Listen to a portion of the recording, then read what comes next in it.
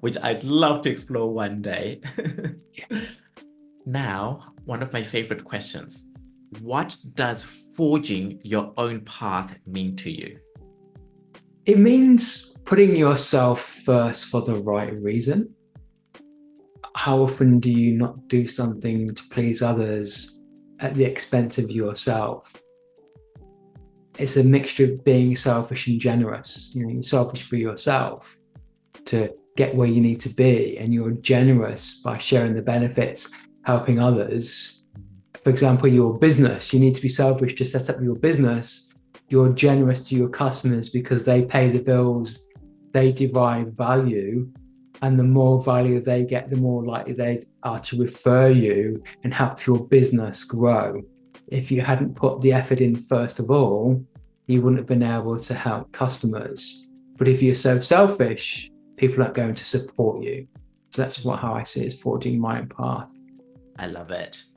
Doing things for the right reasons, Yeah, not doing things to please another human being for the detriment of yeah, oneself, particularly in a world where we're taught what's the right thing to do, what's the good thing to do, what does it look like to be a good boy, a good girl. But fundamentally, people aren't asking what is right for Martin, yeah. what is right for Rugare. That is the fundamental question. I was in Zimbabwe 10 years ago, looking around the falls and some of the national parks. In the hotel we were staying in, there was a barrier because the Nile crocodiles would, of course, enjoy swimming in the pool. So the barrier was there to protect humans. But on the golf course, there were crocodiles and there were warning signs saying, be aware of the crocodile. So you're aware of their environment. The barrier was there to keep us safe, and it was a proper barrier. And where I'm going to here is having those really healthy barriers built into those respectful relationships. I love crocodiles. I think they're an amazing species. I will never get close up to a crocodile, which is too dangerous.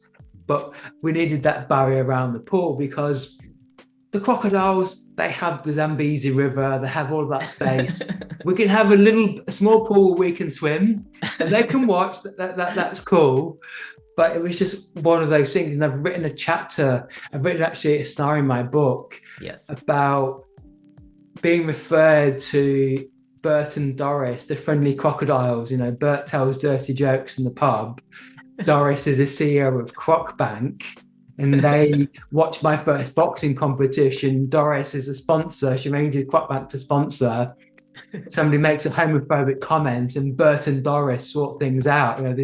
But the real thing is that you may assume something it's not correct. You open your heart up, you find friends, and those friends stick by you. But it was a great conversation with Bert and Doris. The salt of the earth, saltwater crocodiles in the community. I love it. I can't Yeah, wait for your book. It's amazing you're going on that journey, yeah, writing your book and sharing the message so that it can reach so many people. yeah. What are some of your barriers that you've put in place to protect the path you're on? I have a low tolerance for nonsense. Uh, what I mean by that is anybody from the UK may have watched a sitcom called Last of the Summer Wine. It was quite moderately funny, but there was a character called Nora Batty who was this like old-fashioned northern woman, cats, and would always like shout at people who were misbehaving. She reminded me of my nan. My nan was a polite Nora Batty, but she'd always tell me to be a gentleman, to be polite, but she would always kind of say something if somebody's being mistreated. Mhm. So I'm the person who will say something, but if somebody's trying to consume too much of my time, not respecting my boundaries, I'll just walk away. Mm. I was too considerate to somebody who was a stalker. Mm. Ended up sending me numerous messages and voice messages and emails at the time when I had depression, telling them to stop, didn't stop, blocking them from social media and text messages didn't stop them. I then started getting this really long email. I decided enough was enough, was went to the police station. Mm. And the police, there were two options. The police could call them or I could lodge the complaint. I went with the first option, but I would have lodged a complaint if their behavior didn't stop. They may have had some issues going on, but I don't care when it's affecting my own health and stress. That's where I will take action. So don't allow other people to erode your happiness. It's very powerful. I've been in situations where I've allowed so many people to erode my happiness, my joy. Yeah. And what I've been discovering is that the more I love myself, the easier it is to put up and set up those barriers or, boundaries. And so as I'm listening to you share about I don't tolerate nonsense, what I hear is you have grown your love for yourself as Yeah. a human being.